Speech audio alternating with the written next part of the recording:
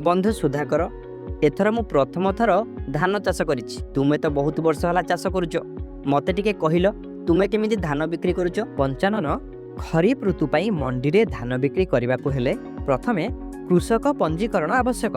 सुधाकर विस्तृत रे टिके कुह, मु केमिति पंजीकरण करिवि? कृषक पंजीकरण अगस्त 6 तारिख रु आरंभ होइछि। एहा 31 अगस्त 2026 पर्यंत चलिबो। पंजीकरण फॉर्म प्राथमिक कृषि समवाय समिति, बृहत आदिवासी बहुमुखी समवाय समिति एवं पानी पंचायत रे संपूर्ण मागण रे उपलब्ध हेउछि। अच्छा, पंजीकरण पई किछि कागज पत्र आवश्यक कि? जमी पंजीकरण समय रे आधार कार्ड, आधार सह संयुक्त मोबाइल नंबर बा विकल्प मोबाइल नंबर, बैंक पासबुक रो प्रथम पृष्ठार नकल, जमीर रेकर्ड, निज व्यतीत अन्य रेकर्डधारी ठारू सहमति पत्र सह जदि आउ कहा जमी रे भाग चाष करूथाओ तेबे जमी मालिकंक सहमति पत्र सह जमी मालिक रेजिस्ट्रेशन समय रे निजे उपस्थित रहिबा जरूरी।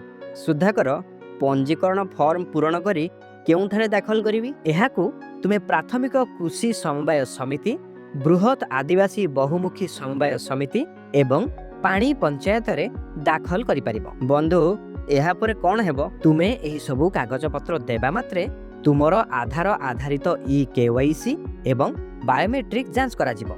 एहा परे तुमर व्यक्तिगत सूचना और जमी संबंधी विवरणी पी पास पोर्टाल रे पंजीकृत करा जिवो।